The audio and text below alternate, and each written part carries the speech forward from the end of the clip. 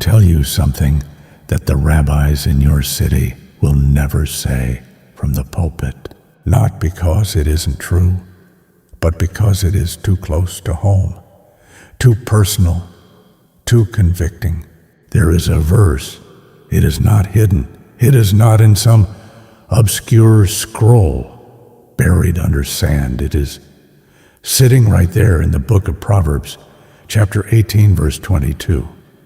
And it says this: "He who finds a wife finds a good thing and obtains favor from the Lord." Favor from the Lord, not just a companion, not just a helper. Favor, divine favor, the kind that opens doors, the kind that turns nothing into something, the kind that takes a man who is drowning in debt and lifts him to dry land. And yet, I have watched men read that verse their entire lives and stay broke, stay struggling, stay confused about why heaven seems closed above their house. I am Rabbi Shimon. I am 83 years old. I have counseled kings, businessmen, rabbis, and broken fathers who could not look their children in the eyes because they could not provide. And after more than 6 decades of study, Torah, Talmud, Kabbalah, the ancient secrets of the sages, I have come to one conclusion that most men in America are not ready to hear. The way you speak to your wife is either opening or closing the financial gates of heaven over your home. Right now, before I go any further, I want you to type one word in the comments below. Type the word bracha. That is the Hebrew word for blessing, B-R-A-C-H-A. Type it right now, because you are making a declaration. You are saying, I am ready to receive what has been blocked. I am ready to hear what no one told me. And when you press that like button, every single like tells the God of Abraham, Isaac, and Jacob that you are agreeing with this truth being spoken over your life tonight. Do it now. And subscribe to this channel, because what I am releasing here is not entertainment. It is ancient medicine for a modern wound. Let me bring you back, way back, not to last year, not to last century. I want to take you back 3,000 years. The year is somewhere around the 10th century, before the Common Era. The city of Jerusalem is alive dust rising from sandaled feet, merchants calling out in the market, the smell of olive oil and fresh bread filling the narrow streets. And in the palace, a young king is sitting with a stylus in his hand, pressing words into parchment. His name is Solomon, Shlomo, the wisest man who ever lived by the testimony of God himself. And Solomon is not writing theology in this moment. He is writing about a woman. He calls her Eshet Chayil, the woman of valor. And if you have ever been to a Jewish Shabbat dinner on a Friday night, you know that husbands are supposed to sing this poem, all 22 verses of it, to their wives before the meal begins. Every Friday night, without exception. It is not a suggestion. It is a tradition woven so deep into Jewish life that to skip it is to invite something terrible into your home that most men cannot name, but all of them feel. Now I want you to picture that scene. Friday evening is falling over Jerusalem. The sun is low and golden. A husband has come home from the market, from the field, from wherever the week's labor took him. And before he sits down to eat, before he reaches for bread, he stands before his wife, and he sings all 22 verses, a love letter shaped like the Hebrew alphabet, one verse for each letter, Aleph to Tav, beginning to end, declaring, everything she is, everything she has built, everything she means to the prosperity of his house. This is not a romantic gesture dreamed up by modern marriage counselors. This was law. This was Jewish covenant. This was a husband standing in the flow of a spiritual current that had been established by the wisest man who ever lived and choosing to remain in it. And every rabbi, every Talmudic scholar, every Kabbalistic master understood what that current carried. It carried Shekhinah, divine abundance, the overflow of heaven. And a man who stepped out of that current, a man who stopped singing, stopped honoring, started dismissing and criticizing and wounding, stepped out of the flow of blessing, often without even realizing what he had done. Now here is what I need you to understand. Most people read Eshet Chayil as a poem of praise, and yes, it is that. But there is something else inside those words, something the ancient rabbis saw that the modern world has completely missed. Solomon does not just describe what this woman does. He describes what she generates. Look at verse 11. The heart of her husband safely trusts in her, so he will have no lack of gain.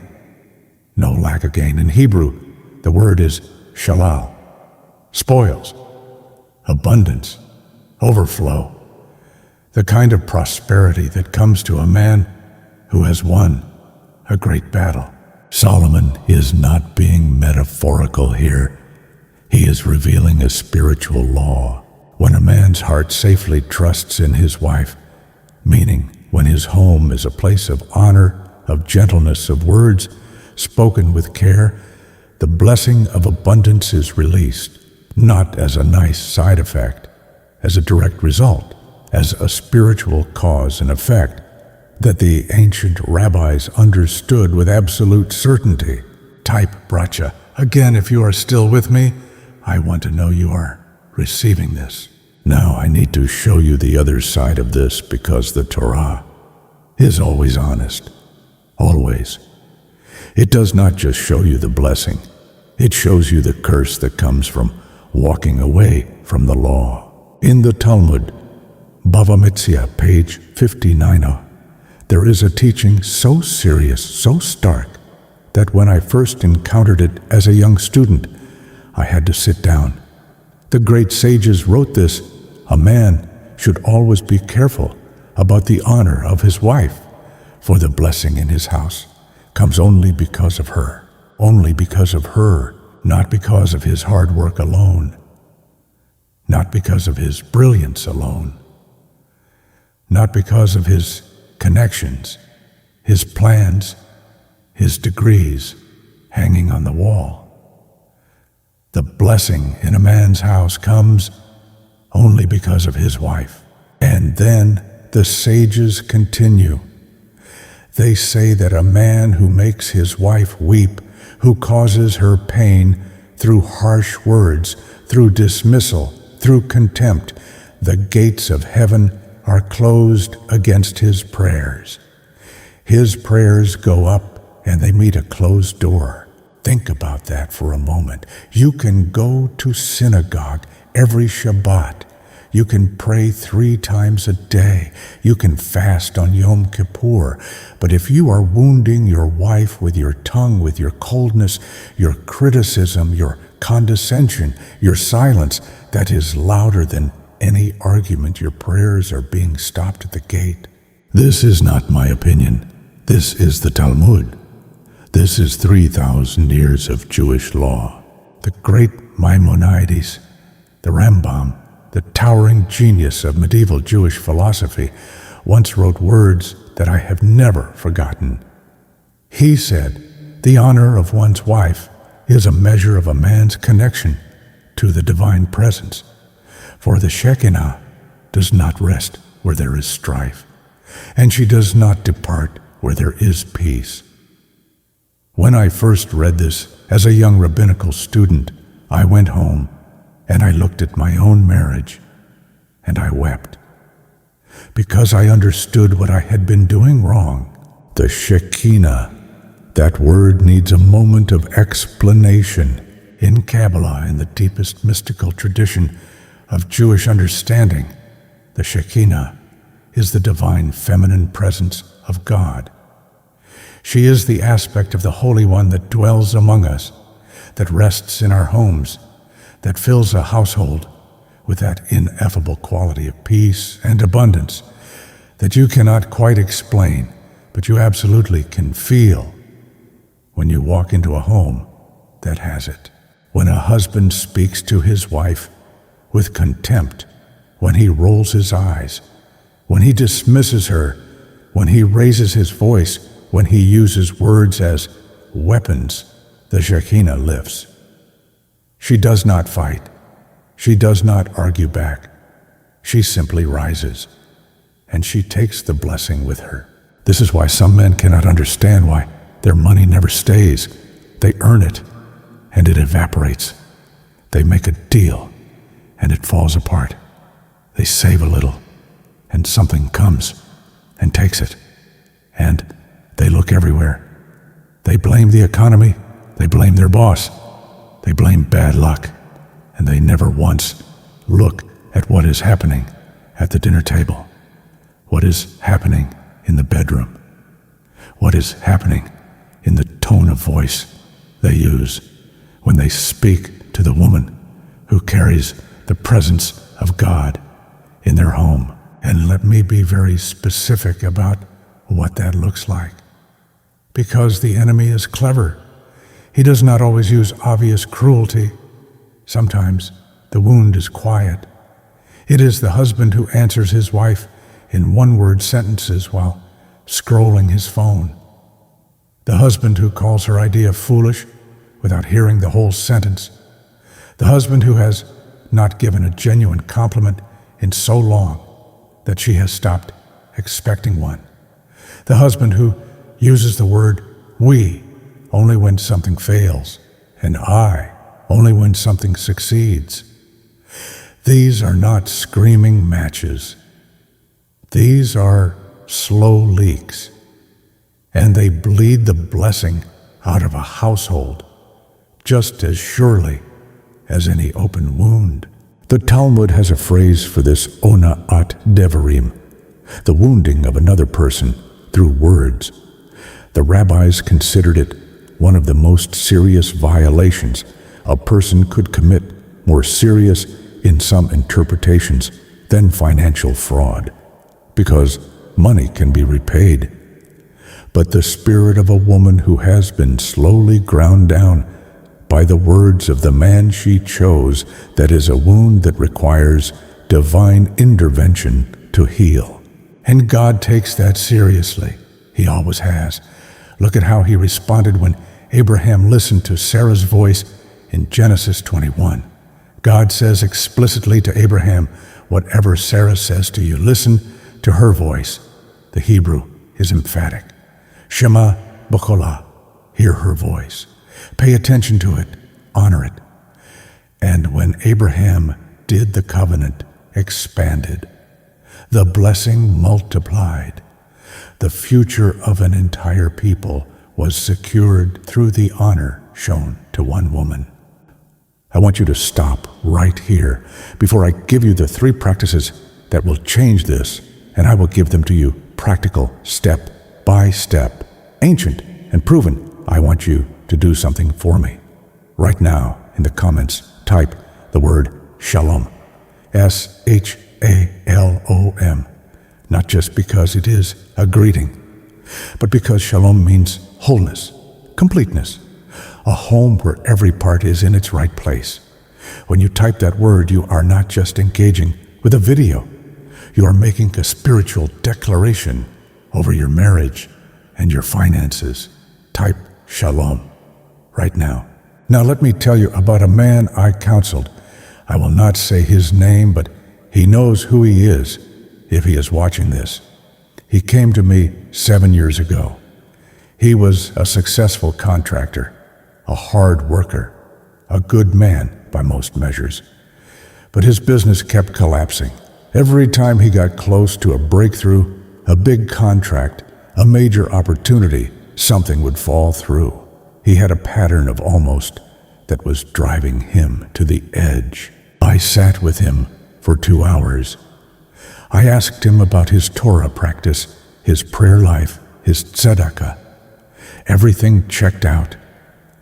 He was doing the right thing spiritually, on paper.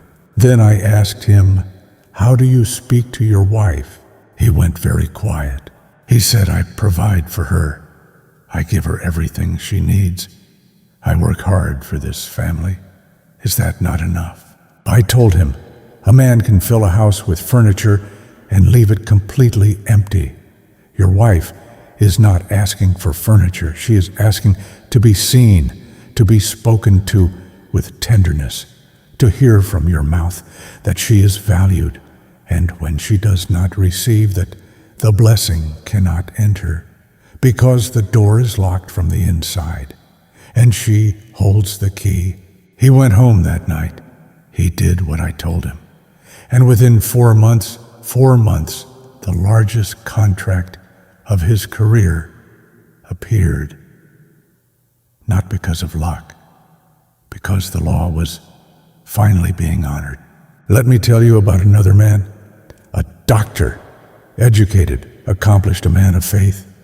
He came to me not about finances, but about a feeling he could not name. He said, "Rabbi, I have everything a man should want. A career, a house. My children are healthy, but there is a weight in my home that I cannot lift. A heaviness. Like something is missing from the air." I asked him one question. "When did you last tell your wife she was beautiful?" He could not remember. "When did you last thank her for a specific thing she did?" He thought for a long time. He said, "I think I tell her she does a good job." I said, "When?" He was quiet. I told him, "Your home is spiritually malnourished, not from lack of prayer, not from lack of giving, but from a drought of honor. And a home in drought does not just feel heavy. It begins to repel blessing, because blessing is drawn to gratitude and repelled by ingratitude, just as water flows toward valleys and away from high, dry ground." He went home, and he did the 3 practices I will teach you in a moment. 3 weeks later, he called me. He said, "Rabbi, I don't know how to explain this, but 3 patients referred new patients who brought my practice more income in 2 weeks than the previous 3 months combined. And my wife, she looks different. She's lit from the inside again." "What did you do?" I told him, "I did nothing. The Torah did everything. You just finally got out of the way." Now here is the ancient 3-part practice. These are not things I invented. These are rooted in Torah, in rabbinic tradition, in Kabbalistic wisdom that has been protecting Jewish households for millennia. The first practice: speak the blessing out loud to her face every morning before you leave the house. Not a generic, "have a good day." I mean a specific blessing. Look at her face, not your phone, not the door, and say these words, or words like them. "You are the crown of this house. Everything good that comes through this door comes because of you. I am grateful God gave me you." Say it and mean it, even if you do not feel it completely yet. The Baal Shem Tov, the founder of Kabbalistic Judaism, the master of masters, once said, "The deed shapes the heart more than the heart shapes the deed." You begin speaking blessing, and your heart will follow. This is a spiritual law. Write this down. Put it somewhere you will see it. Every morning, speak the blessing first. The second practice: guard your tongue in argument. There will be conflict. The Torah does not pretend there will not be. Even Abraham and Sarah had disagreement, but the ancient rabbis drew a razor-sharp distinction between disagreement and contempt. You may express frustration. You may say, I am feeling unheard right now. But the moment contempt enters your voice, the moment you speak down to her, the moment the dismissal creeps into your tone, you have just closed the blessing gate. You can feel it if you are spiritually attuned. Something leaves the room. The Talmud says, the husband who weeps, whose wife weeps because of him, his prayers hit a ceiling of iron. Iron, not wood, not cloth. Iron. I want you to understand the weight of that metaphor. Every harsh word you speak to your wife is another bar on that iron ceiling. And you wonder why heaven is not responding. So the second practice is this: when an argument begins, before you speak in anger, stop and say out loud, or in your heart, Shekhinah, do not leave this house. Those 4 words will change the energy of every disagreement you ever have. Try it. Try it tonight. The third practice, the Friday night declaration. This is the one that has changed more financial situations than any other thing I have ever taught. Every Friday night before Shabbat dinner, before you eat, before anything, stand in front of your wife and read Eshet Chayil to her, all 22 verses. Proverbs chapter 31, verses 10 through 31. Read it aloud to her face in whatever language she understands.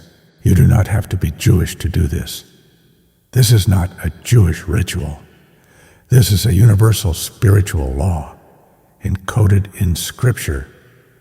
When a man stands before his wife and publicly, vocally declares her worth, declares that she is above rubies, that her value is beyond price, that the heart of her husband trusts safely in her, something shifts in the spiritual atmosphere of that home. The Shekhinah returns. The blessing follows her. Now here is the deeper reason this works that most people, even religious people, do not understand. The Kabbalah teaches that spoken words carry vibration. This is not New Age mysticism. This is ancient Jewish metaphysics. The Torah begins with God speaking the world into existence. And God said, let there be light. God did not think light. He did not intend light. He spoke light. Because speech is the mechanism of creation. And when a man speaks blessing over his wife, he is participating in the act of creation. He is literally speaking a new reality into existence in his home. The Nachmanides, the Ramban, one of the supreme Torah authorities of all time, wrote in his commentary on Genesis, the power of the tongue is not merely to communicate what exists. It has the capacity to call into existence what does not yet exist. When I first encountered this teaching as a young student, I was stunned by its practical implications.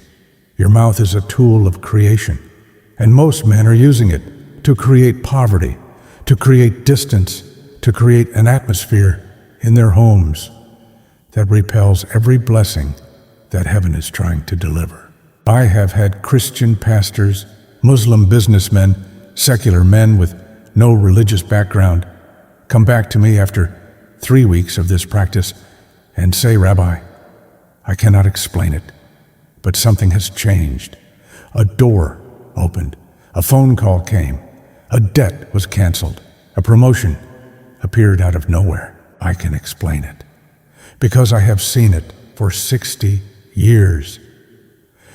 When the law of honor is activated in a home, the blessing that was already prepared, that was waiting ready, standing at the door, it enters. It finally has permission to enter. Let me speak to someone specifically right now. Someone watching this video is in a season where everything feels stuck. Your business is not growing the way it should. You are working twice as hard for half the result. You pray, but the answers are not coming. You have given, but the windows of heaven feel sealed. And you have blamed everything, the economy, the spiritual warfare, the enemy, your past mistakes. But the truth you have been avoiding is closer to home than any of those things. There is a woman in your house who has not heard a tender word from you in longer than either of you can remember. There is a woman who started this marriage full of light, full of hope, full of prayers for your success. And somewhere along the way, the hardness of life hardened you, and you brought that hardness home, and you aimed it at the softest place. And she absorbed it in silence because she loves you. And the Shekhinah looked at that and she wept. And she moved toward the door. Tonight before you sleep, go to that woman. You do not have to make a speech. You do not have to explain everything. Just put your hand on her shoulder and say, I have not honored you the way you deserve. I am sorry, and I am changing that now. 3 words, I am sorry, and watch what happens in the atmosphere of your home. Because here is what you must understand about the spiritual economy of a household. Heaven does not release blessing into chaos. Heaven releases blessing into vessels that are prepared to receive it. And the first vessel, the primary vessel, the container that God designed to hold and multiply the blessing of a home, is a wife who knows she is cherished. Proverbs 14:1 says it plainly. The wise woman builds her house. She builds it with her presence, with her prayers, with her hands, with her faith. But she can only build when the foundation is safe, and the foundation is your words. The foundation is the tone of your voice. The foundation is whether she feels seen or invisible in the home she is trying to build. Rabbi Akiva, one of the greatest sages in all of Jewish history, a man who began studying Torah at the age of 40 with nothing, who rose to become the master of 24,000 students. Rabbi Akiva once said, whatever I became, whatever wisdom I attained, I owe to my wife Rachel. She saw in me what I could not see in myself, and by honoring her faith in me, I became worthy of what God had prepared for me. When I first read those words as a young man, I understood something. Behind every man of great spiritual achievement, there is a woman whose honor made the achievement possible. This is not sentimentality. This is ancient wisdom. Now, I want to say something to the women watching this. You have been patient. You have been holding this household together with prayers said quietly, with faith maintained in seasons your husband could not see. The Torah calls you Akaret Habayit, the foundation of the home, the one around whom the entire structure is built.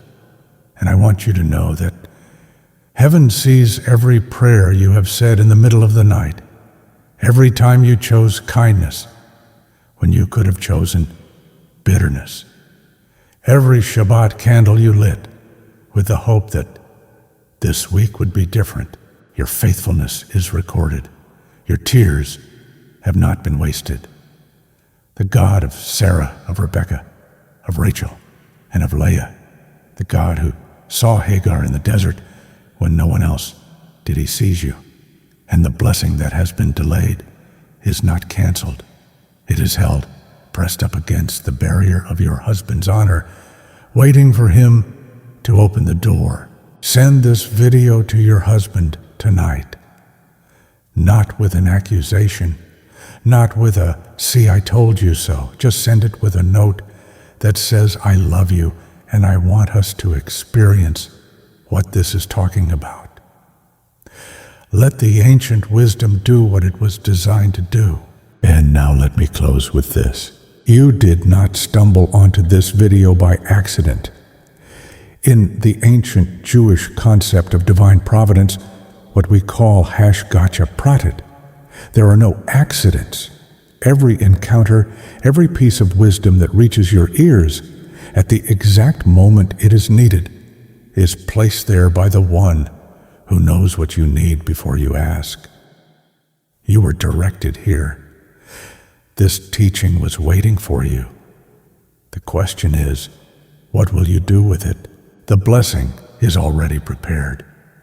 The Torah makes this clear in Deuteronomy 28. The blessings are described in the present tense. Not, you will be blessed, but you are blessed.